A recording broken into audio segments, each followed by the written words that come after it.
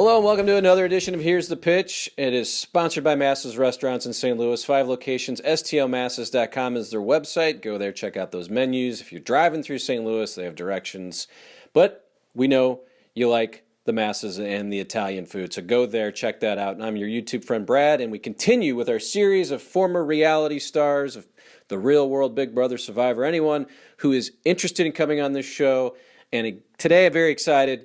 Someone in my own hometown who I've never even met. Mike Johnson is right there. And how have we live like 5 miles from each other right now, and we still haven't run into each other. I don't even know how this is possible. But hello, Mike. Thank you for doing this. Oh, my pleasure. Yeah, I do travel quite a bit with my racing schedule and kids and family and everything else. So I'm kind of a homebody, so I don't go out very often. Okay, maybe that's it. Because I don't go out much anymore either, as in the last 18 months, but before that I was going out. But Mike, of course, was on Real World Season 4, the London edition. When was the last time you did an interview?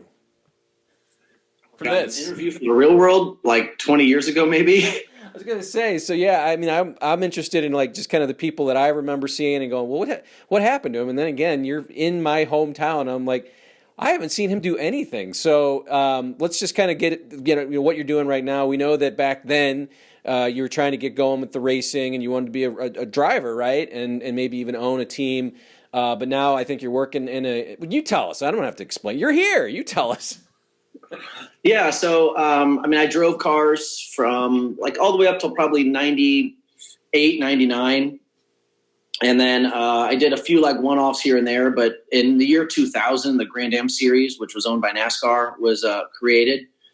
Which was the professional sports car series that ran the 24 Hours of Daytona, and they had races at Watkins Glen and all over the country. So we were one of the first teams to enter that. My team's called Archangel Motorsports, and we won the championship in 2000, 2001 in the prototype class, won the 24 Hours of Daytona in 2001.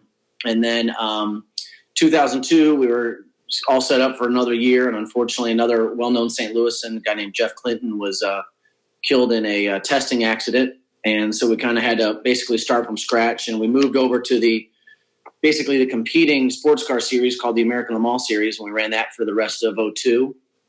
And then in 2003, kind of just, picked up some other programs, did some TV for a little while, ran a team in 2004, won the 24 Hours of Le Mans. And then in 2005, I took over a Daytona prototype team. And then from 2007 till about 3 years ago, I was running Stevenson Motorsports based in North Carolina. Lived in St. Louis and commuted back and forth, but I did spend a year down there in Jacksonville, North Carolina, where the shop was based. And then when Stevenson shut down, I started Archangel Motorsports back up, and I've been running this year a program for 2 customers, a guy named Alan Brynjolfsson, who owns the Volt Lighting Company based out of Tampa, Florida, and then another actual, believe it or not, St. Louis, and a guy named John Potter. He lives in Salt Lake City. He's a MICDS grad, and I run an Acura NSX for him in the IMSA WeatherTech Championship. So all combined, I do about 12 to 15 races a year. We do anything from the 24 Hours of Daytona. We're, in fact, Thursday morning, I'll be flying off to Long Beach for the Acura Grand Prix of Long Beach here this coming weekend. That's great. So you stuck with it. That's awesome because, a lot of these folks we see on these shows, you're like, well, you're not doing that anymore, right? But you still are doing it. And that was 1995, 6, whatever that was. 95, yeah. January to June. Well, that's cool. And then Victory Raceways in St. Louis, if people are watching, tell us a little bit about that. I think you're part owner there. It's in Crestwood, Missouri, and near and dear to my heart, South County. I love South County. You don't know where Oakville is, but I had to explain where Oakville was to this gentleman here. Yeah, unfortunately, I spent most of all my time growing up in the West County, and it's so weird. You just stay where you stay. You know where you know, and you go where you go. But when about 10 years ago, I wanted to build a indoor go-kart track in St. Louis, and you look at all of the options and where rent rates are good, and where you've got a good clientele of people that you think are going to appreciate that type of sport. And I think that South County is probably more of a racing area than West County is. And we found a great location in Crestwood in an old Builder Square. And I think it was a Builder Square, maybe a Kmart, and it was a Value City right before I got it. And we've been there, I want to say 8 years, coming on to our 9th King of the Card, I believe, this November. So it's been a long run. Obviously, lots of ups and downs. It's when COVID hit, I thought that was the end of it. We'd be all done. And then as we're coming out of the backside of COVID, we're actually doing, pretty well. So it's all good. Again, my sponsor's Masses, a St. Louis restaurant, but you'll see on the screen there how to get a hold of Victory Raceway if you're coming through St. Louis or if you are from St. Louis. We get some folks who watch here, but we came to know you from the real world, and that, again, we mentioned it was like 95. So how did the process happen for you? How did you submit? What made you want to do the show? Tell me all about it back then, what you were thinking. I think you were 20, 21 at that point. This was coming off the year that San Francisco, Pedro, I don't even know if you'd even seen World 3 yet, but just tell me a little bit about how you even got involved. So I was in college at Westminster, and I was racing in the SCCA with my dad, and we raced a lot at Gateway. And obviously in that era, in that time period, I mean, if you were a teenager in your early 20s, you pretty much you just woke up in the morning and MTV was on 24 hours a day. I mean, that was, we didn't have 100 channels and YouTube and all the other stuff or Netflix. We had cable, and there were 50 channels, and one of those was MTV, and that's pretty much what our generation watched. So obviously very familiar with the real world and the other shows that they had, but, never really thought about it or considered or did anything about it. And in fact, I was never a big fan of the show. I kind of liked the videos more myself. But anyway, I was sitting in my dorm room at Westminster, and there was a lady named Carmen Cuba, who's actually still a pretty active casting director. Every once in a while I'll be watching a movie and I'll see directed, casted by Carmen Cuba. And she had called the racetrack out at Gateway, which used to be Gateway International Raceway before Curtis bought it. I mean, I guess it's still the same name kind of, but it was a totally different facility before the Oval was built.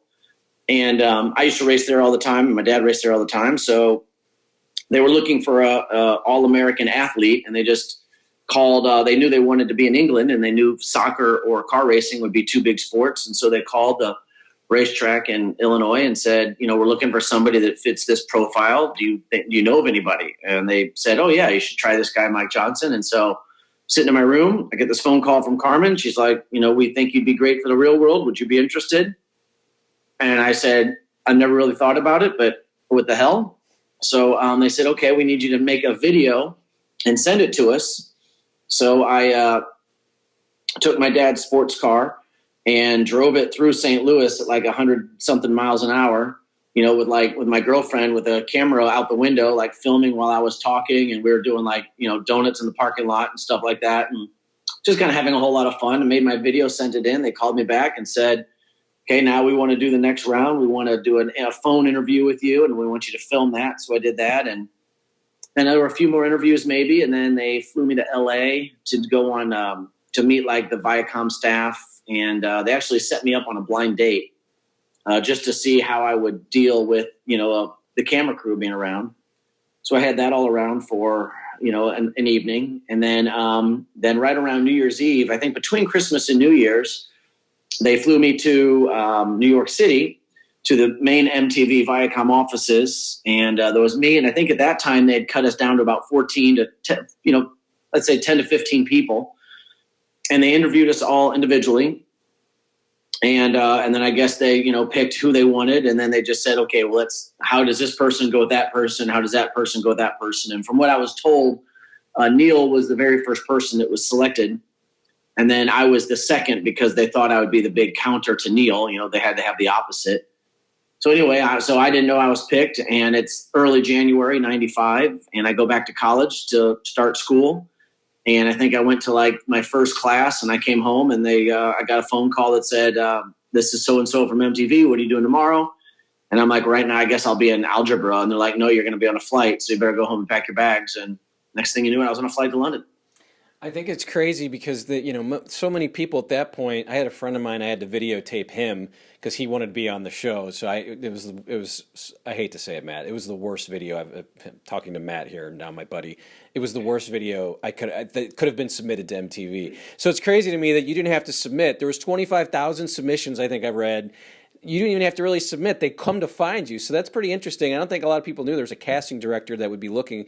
But it sounded like once you got that call, you were fairly interested, right? Like as soon as you found out that they were interested in you, you were like, okay, well, I think I want to do this, right? Or did you just kind of play along? I didn't really expect it to happen. You just, it's such a long shot. So I always felt that my interviews went really, really well. And I felt that like I would be good for the show. So I felt confident that this thing might work, but at the same time, you're kind of, as 25,000 people. I mean, the chances are very slim for sure. And you had no clue that you'd have to go to London, right? So that had to be pretty much a culture. Oh, no, we absolutely knew it was London. Okay. Yeah, because they would have made sure we had to have a passport, like, second interview. We had to have all that stuff done. And your dad is very prominent in that first episode and then throughout. And how did he handle this whole, your rise to fame? I think he thought maybe just the race car thing would make you famous, but then this thing, other thing kind of made you. He was, I don't know. I mean, it was, all families have their periods of ups and downs. And, our family was going through a transition at the time. And so, there's a lot of things when you select or agree to do the show, you agree to do the show for yourself, and obviously your family and friends and everybody else are kind of brought into it, but they don't agree to do the show. So some people are very open about situations that may or may not be going on with their family or friends, and other people kind of quiet. And, it's hard to tell a complete story about somebody if you miss a lot of the background. So a lot of that stuff I just left out because, of what was going on in the scenes, because it was, like I said, he didn't sign up for it. And so I just kind of left it there. This is still the first reality TV show on TV. No one had even really broached this reality TV thing until a little bit later. So this is the fourth season. What was that like? Because you said you didn't really watch it a lot. And did you play to the camera? Did you care about the cameras? Did you just what were your thoughts of being there for those months? And what am I going to get out of this after? What was your thought of getting out of it? What were you thinking of? Well, I really expected it to help my racing career. I thought that I would have sponsors just call up and want to do, and be a part of whatever I was doing racing. So I thought that was going to go much better than it ever really did. You become such a quick, it's such a 15 minutes of fame. I mean, you're so big, you're huge, and then all of a sudden you're done. And not that bothered me. It's just I expected it to be like, oh, okay, great. Now we want to catch on with this person. But in reality, you're not really that famous. You're kind of just well known, and people recognize you and stuff. But they recognize you because you're on a TV show. They're not recognizing you because you've done anything.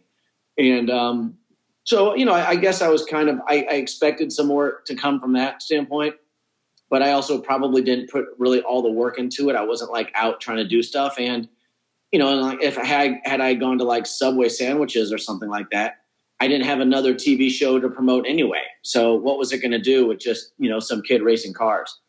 So, I mean, from that standpoint, I guess that would have been nicer if something better for my career happened. But, I still don't regret the whole trip or the whole time I was there. But no, and I wouldn't say you play up to the cameras because they're there all the time. At least I didn't. I mean, our group was, when you go to, the ones before us and afterwards, especially Miami, our group was probably more mature than the rest of them. We all knew what we wanted to do in our careers, and most of us are still doing that career. We didn't go to London to just get drunk and get naked. We kind of went because it was London and it was fun and it was a great opportunity, which is probably why we were the most boring cast ever. But, so we all still kind of doing similar things. I'm still in racing. Lars is still DJing. Sharon's still singing. Jacinda's still acting, modeling. Neil's still Neil. And, Jay became a weatherman in Portland or something like that. So we're all kind of doing things very similar. We just didn't go to just get wasted. I didn't want to say that you guys were a boring cast, but what I thought was it was a boring location. I know London would have been neat, and hey, we're going to go international with this, but I think if you put you guys in Miami and you got Jacinda running around Miami and maybe Neil, maybe it's a different show, and the colors of this house are now, turquoise and orange, because everything just seems so dark and drab because London's like that, right? I mean, maybe it was just that scenery too that made it was a perfect storm for, I don't remember being boring, but I do remember, the other cast being a little more flamboyant, and I also think about their houses being definitely more colorful. Yeah, I mean, after us was like Miami and Hawaii. I mean, how do you not have fun doing those things, And you're right. I mean, I think it was like 4.5 straight months of rain, where it rained every day at some point. The other thing that made things challenging is, none of us had work visas. So we couldn't work, we couldn't do things. And, it's like if you were doing that at college and you're working towards something, then you're working towards something and you're living a life. When you're taking a semester off of school or life to go live in a house to film a TV show, you're not working towards anything. You can't go start a real job. I mean, maybe you can sell coffee, but it's not like you're going to start your career. You're not going to do a odd semester of college somewhere, so we're all kind of thrown in this place where we really couldn't go anywhere and we really couldn't do that much, which also kind of made it boring. And, it's like, if you want excitement, you need to have a pool and a hot tub and people outside and taking their clothes off, and it's cold and rainy every day. Yeah. So, we did have a highlight. We did go, 2 weeks to Africa, which was pretty spectacular. And that was probably by far our highlight of our show. But, also they had come from San Francisco with the Pedro and the Puck, which was a lot. And then, we were the last group that didn't have a job. And then I believe Miami, the year after us, I think they gave them $50,000 and said, start a business. And then the year after that, they were like, okay, well, you're going to run a radio show or you're going to do this. They tried to force some type of interaction that we never had. We were never like, okay, let's all go to work together. I mean, it was, you wake up, you get your groceries, you go for a walk, and you're like, oh, now what do we do? Because you can't walk, you can't work, you can't do this, you can't do anything else. So you and you're not really progressing your life. You're just on pause for the most part. From what I remember, that Miami group never really got it together either. Joe was the only. It's just like Flora's like, I'm not here to work. I'm here to be on TV. Well, so what was it like when you got home and then the thing airs? I mean, again, we're sort of the same age. I'm a few years younger than you, but again, I don't remember this big groundswell of, hey, Mike Johnson's on MTV. I mean, I watched it, but there was no, hey, come meet Mike Johnson from the real world. Maybe 5 years later, this may have happened for you. But back then, it didn't. Tell me what it was like when you see it on TV and just what happened around town. Well, I mean, I did a few radio shows. I did a few appearances. A lot of people tried to do this book career, like this college touring gig where we would go to different colleges and speak in front of auditoriums and answer questions. But I don't know, it all just felt kind of hokey. I mean, it was easy money, but it was kind of hokey. But, it was just,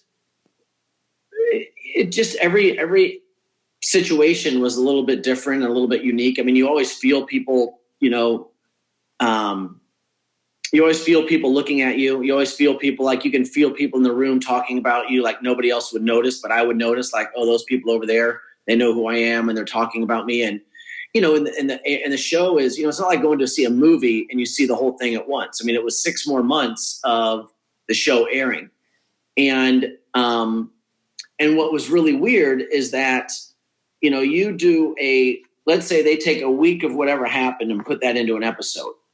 Well, if you think about everything you do in 1 week, that's, 24 hours a day of what you do times 7. Multiply that by 7 people and then knock all that down to a 22-minute episode.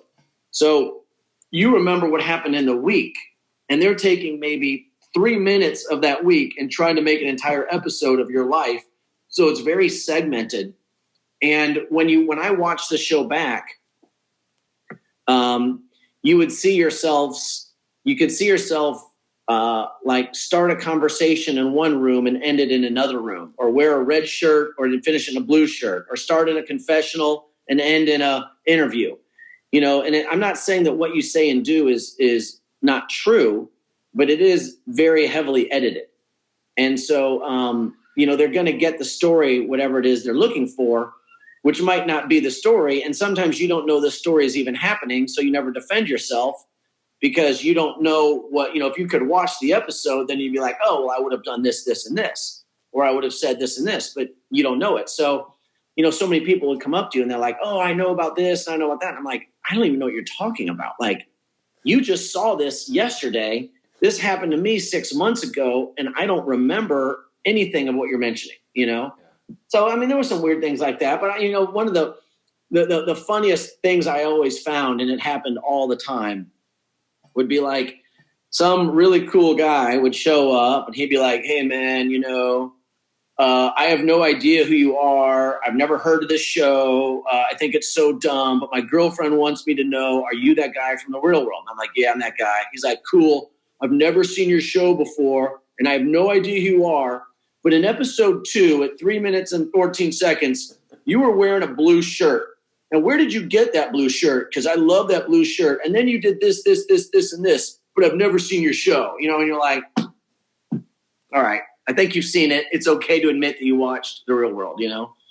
Do you walk away with it with a positive experience? And secondly, did you like the way they portrayed your character? Because we all know they're making characters out of you. Did you? Yeah, I mean, I was fine with it. There were, you know, two maybe bits where, I mean, there were a few bits in there where like, you know, there was one really bad scene where Sharon had just had like tonsillitis or something like that.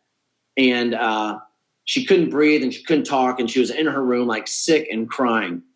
And then they show an episode and then Lars and I are at the kitchen table just joking about how much Sharon annoys us. But it was the exact same things that we had conversations with Sharon before. It's like, Sharon, you're always late. Sharon, you're always late, you know? And it was like nothing that we would never say to her face.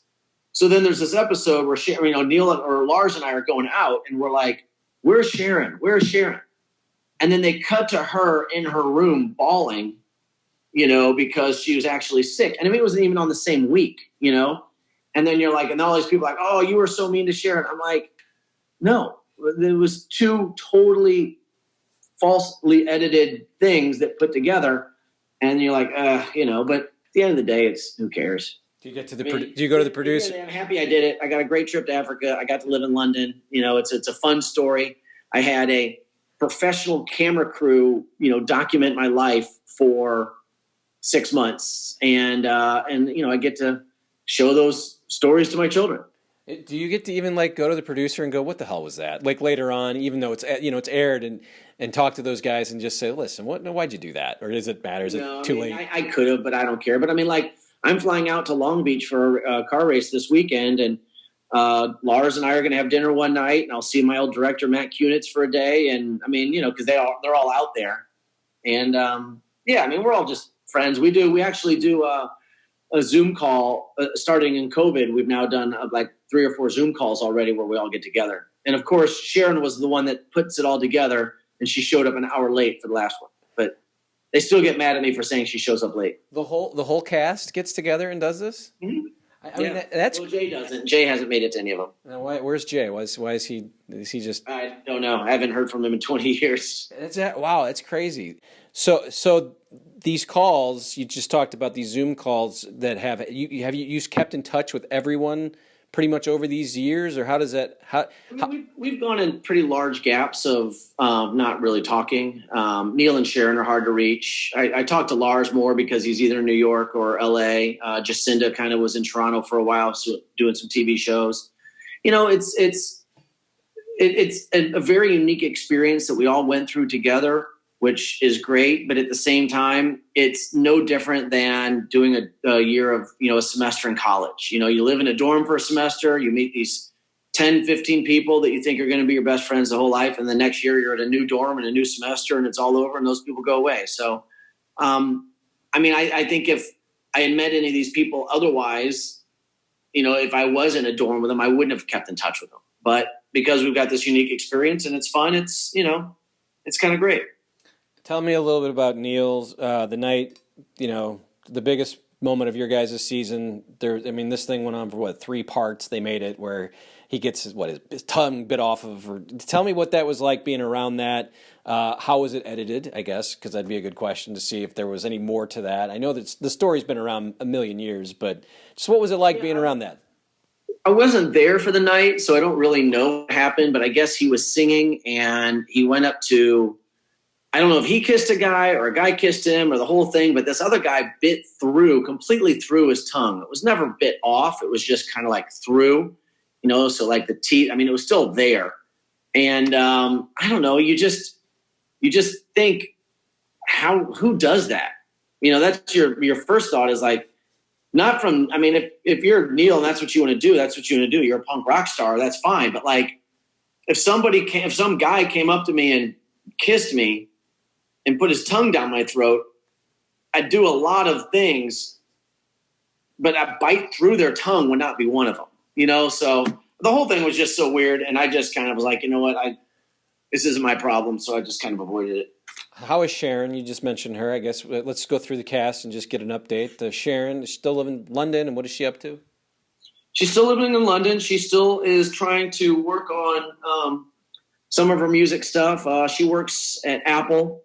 I don't know exactly what she does, but she's been working at Apple for a long time, and she seems relatively happy. She her and her mom came to St. Louis, of all places, for some type of religious retreat like 5 years ago, and we got to hang out for 2 days, and it was a lot of fun. And but yeah, she's the toughest one to keep a hold of because she's, you know, lives on the other side of the world, and you don't really see or hear from her. But Jacinda, she's not on social. I mean, most of the stuff you learn about anybody is from social media. And Jacinda, I guess she's still just kind of keeping. She's been a friend and kind of keeping contact with her, I guess. Oh yeah, Jacinda. She made a few movies after The Real World, did some TV shows.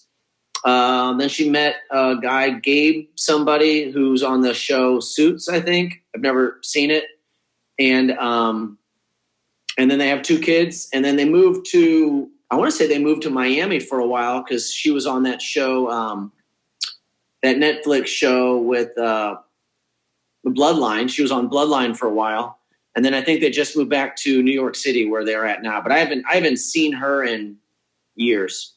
What are these Zoom calls like? I mean, you guys just sort of get back to where. I mean, does it feel like you're right back in a room? You talking about your families? Like, what? How does that even go? I think it's fun to hear about. It's been like, you know, when we start. I mean, it's a big group of us because you have the 6 of the 7 cast members, and then you have probably another 10 or so crew, directors, producers, casting directors, editors, cameramen. You know, they're all just kind of invited. So, you know, the first time we did it, I mean, everybody kind of went around, and I mean, the first one was like 4 hours long because everyone just kind of filled in where they were. But then it was also in the middle of COVID, and everybody had to have their COVID opinion. And then, you know, the next ones are just, I mean, we've done one since, and I was only on it for a few minutes, so I don't really know a lot happened, but I heard it went on for hours because I was in the middle of a car race wherever I was. And, you know, I kind of caught in, and I was like, held the Zoom up, like, there's the racetrack, there goes my car, here I am. And I sat there, but I mean, like, I'm making so much noise. They're like, Mike, you got to mute. And I'm doing my job. So, but I mean, it's just fun to see people and see what they're doing and hear about their kids. And, you know, but a lot of stuff, you know, you've got some, you know, like anything else in this time period, you've got some people on one side of this fence and the other side of the other fence. And, you know, they just want to talk about that for a little while. Of course.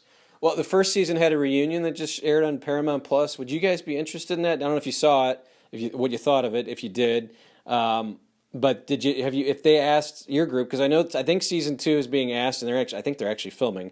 I'm fairly certain Dominic's not there because he told me he didn't want to do anything, including this. So, but just curious, did you see it, and would you think your group would be interested in all getting back together for a week and get in a house like they did?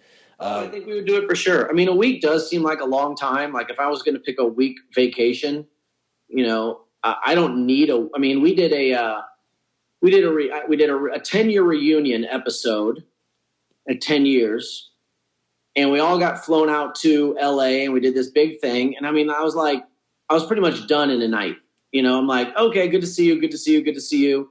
I had done one challenge, and even on the challenge, Sharon and I did it together, and we went to Cabo, and we were off in like by the second or third day, and like that was plenty. You know, so what am I going to do for a week? Now, if they're like, hey, for a week, we're going to take you on this adventure, you know, you're going to get to go like, you know, there's things to do, or, you know, you're going to go on a safari, or you're going to go on a expedition. I mean, something is fine, but I couldn't sit in a room for 7 days with somebody and be like, all right, well, I haven't talked to you in 20 years. How you been? Good. How are you? Great. All right. Now what do we do for the next 6.5 days? Yeah, I think they're going to have to rework it. I watched a little bit of it just for the novelty effect, and I didn't really get through it. I was curious of the challenges. I mean, you could have done more challenges, right? And you could have become like a Johnny Bananas or a CT. No interest in being a challenge star and do that for the rest of your life? No, the one challenge that I did, there were two post real world things that I did. I did the challenge and I did the reunion. And when we did the reunion, we go out for the reunion.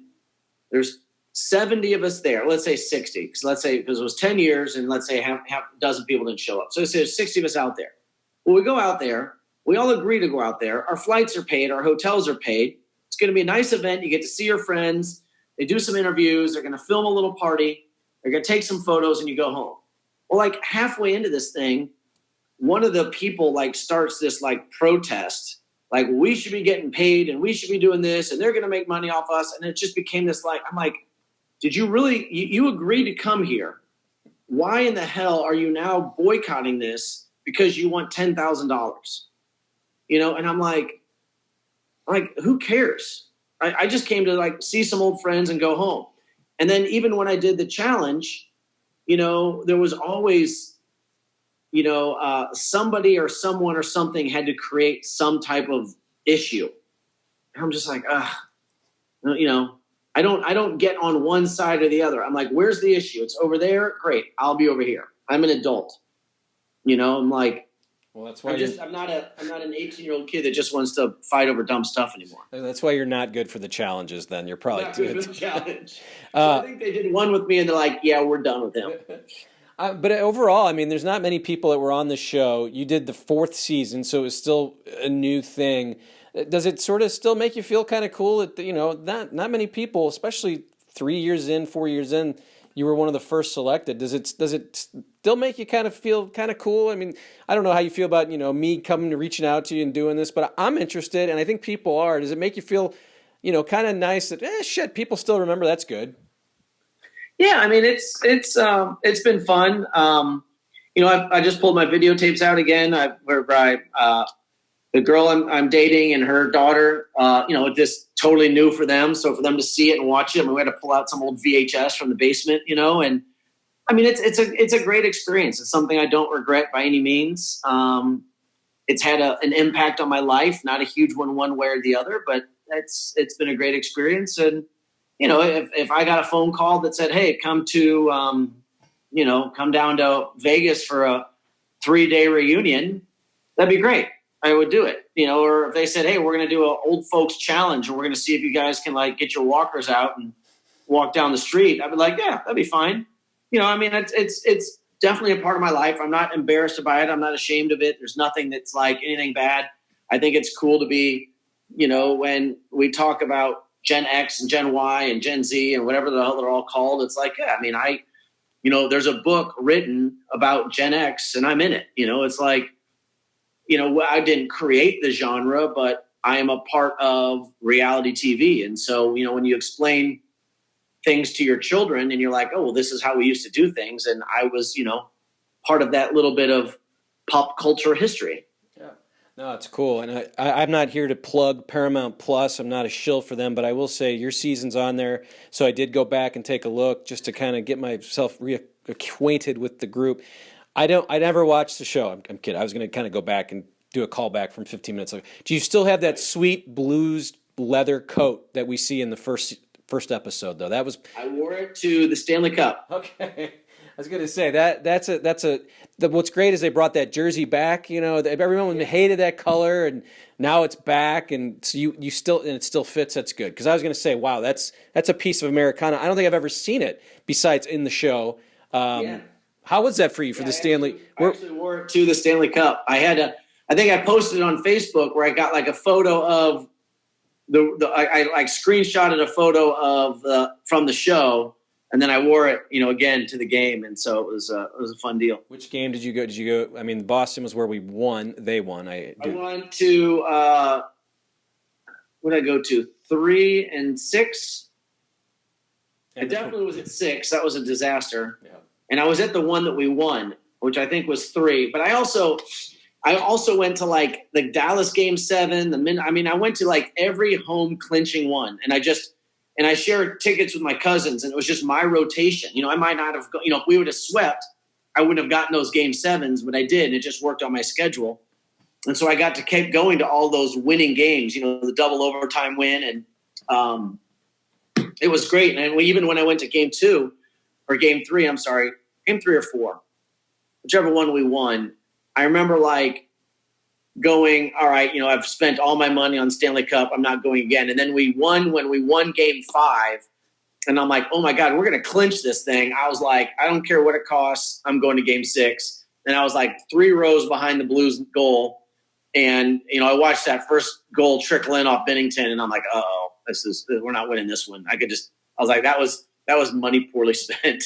It went to that rally downtown, and I think we left in the second period. You're like, let's beat traffic. This will probably not. Are you a bigger Blues fan or Cardinal fan? I'm guessing a Blues because you're wearing the coat, right? Yeah, always been a Blues fan.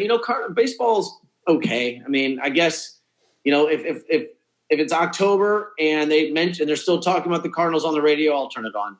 I was a much bigger Rams fan. I was much more sad to watch them leave than anything else. Yeah, well, maybe we'll have another team after this lawsuit. So we'll get another team back, and we'll have our Blues in the playoffs and the Cardinals.